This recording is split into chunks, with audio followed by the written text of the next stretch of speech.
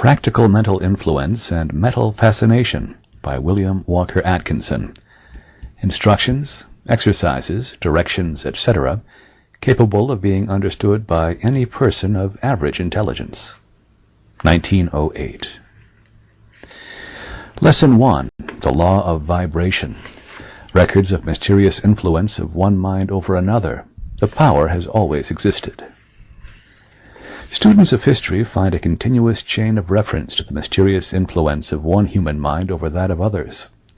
In the earliest records, traditions, and legends may be found reference to the general belief that it was possible for an individual to exert some weird, uncanny power over the minds of other persons, which would influence the latter for good or evil. And more than this, the student will find an accompanying belief that certain individuals are possessed of some mental power which bends even things and circumstances to its might. Away back in the dim past of man's history on this planet, this belief existed, and it has steadily persisted, in spite of the strenuous opposition of material science even unto the present day. The years have not affected the belief, and in these dawning days of the 20th century it has taken on a new strength and vitality, for its adherents have boldly stepped to the front, and, confronting the doubting materialistic thinkers, have claimed the name of science for this truth, and have insisted that it be taken once and for all from the category of superstition, credulity, and ignorant fantasy.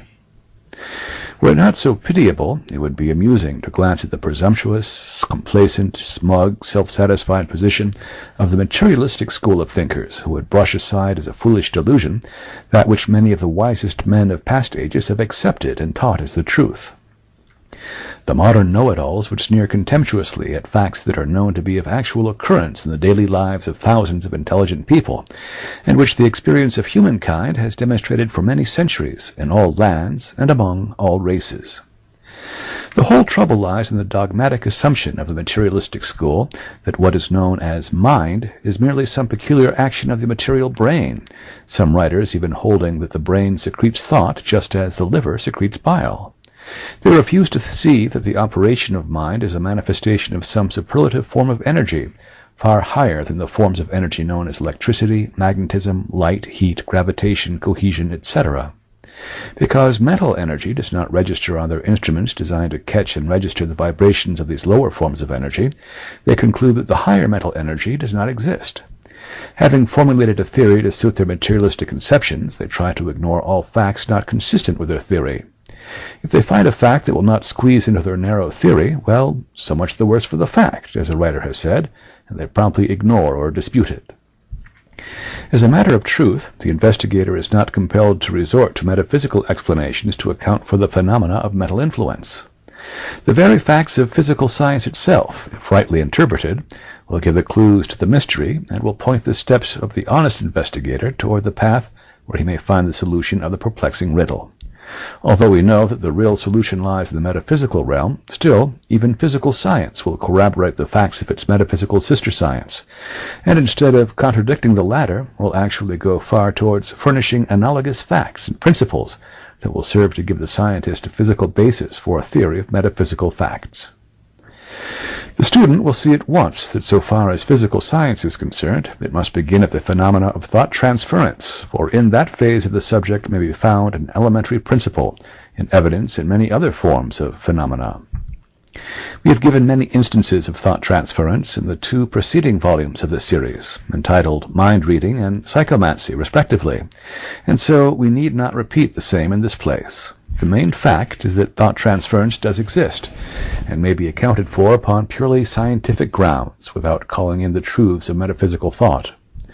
We know that this is a strong statement and a positive assertion, but we also know that the same may be demonstrated.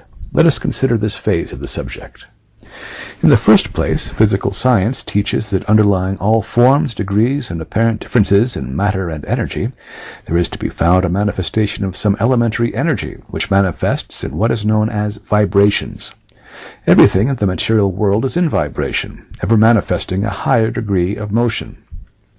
Without vibration, there would be no such thing as a material universe. From the electronic corpuscles which science teaches compose the atom, up through the atom and molecule, until the most complex forms of matter are manifested, there is the ever-present vibration.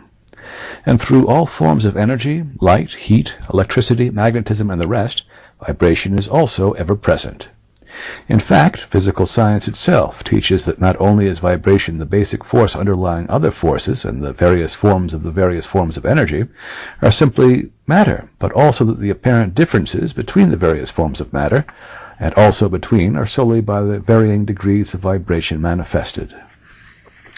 Just as the difference between the lowest tone that can be distinguished by the ear of man and the highest note that can be distinguished by the same organ of sense is merely a difference of the rate of vibration, just as is the difference between the dull red color at one end of the spectrum and the violet at the other end, with the intervening colors known as indigo, blue, green, yellow, and orange, with all the combinations of shades arising from them, just as the difference between the greatest degree of cold known to science and the greatest degree of heat that can be conceived of, just as these great differences due solely and wholly to varying rates of vibration, so is the difference between any and all forms of matter, or force, simply a matter of the rate of vibration.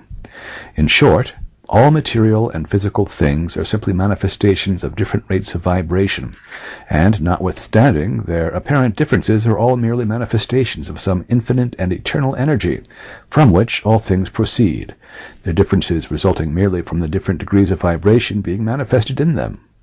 Remember that this is not vague philosophy or airy metaphysics or spiritualistic vagaries, to quote from the materialistic writers, but facts claimed and admitted by the greatest physical scientists of the age, as a reference to their pictures and textbooks will prove to anyone. And more than this, any intelligent physical scientist will tell you that science has every reason to believe that there are great fields of energy and force, the vibrations of which are far too high for even the delicate instruments of science to record, but which nevertheless exist and manifest effects. It was only the other day that science was able to catch the X-rays and other forms of high radioactivity, and yet these rays and forces had always existed. And tomorrow, science will perfect instruments capable of registering still higher forms of energy. And by, some scientist will perfect an instrument that will register and record the subtle vibrations of thought. And perhaps in time, someone will perfect the instrument so that it will not only record such thought vibrations and waves, but, like the phonograph, it will be able to reproduce and send forth similar vibrations so that others may feel the thoughts just as they now hear the sounds from the phonograph.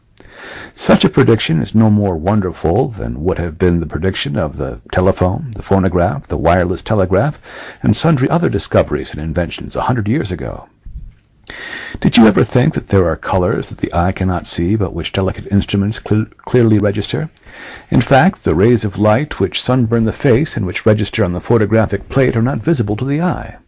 The eye sees the lower rays, but the higher ones are detected only by instruments adapted for the purpose. Your eye cannot see X-rays as it passes through the room, but the plate will catch it, and by its light a photograph may be made. The rays of light visible to the eye are only the lower ones. The higher ones are far beyond the power of the eye to record, and beyond even the range of the most delicate instruments there exist rays and waves of light of such high vibratory rate as to defy even its power to record. Did you ever know that there are sounds unheard by human ears that the microphone will catch and magnify? The scientific imagination dreams of instruments that will catch the songs of the mite-like insects and magnify them until they can be distinguished. There are waves of electricity that may pass through your body, unperceived by you, and yet powerful enough to run machinery or light electric lights. Listen to the words of certain eminent scientists. Professor Elisha Gray, a celebrated scientist and teacher, has said, "There is much food for speculation in the thought that there exist sound waves that no human ear can hear, and color waves of light that no eye can see. The long, dark, soundless space between 40,000 and 400 trillion vibrations per second, and the infinity of range beyond 700 trillion vibrations per second, where light ceases, in the universe of motion, makes it possible to indulge in speculation." Professor Williams, the well-known scientific writer, has said, "There is no gradation between the most rapid undulations or tremblings that produce our sensations of sound, and the slowest of those which give rise to our sensations of gentlest warmth." There is but one truth, and it manifests on all planes, the spiritual, the mental, and the physical, and its manifestations agree and coincide. So no mentalist need fear the test of physical science, for each plane will bear out the facts and phenomena of the ones below or above it. The three are but varying phases of the one.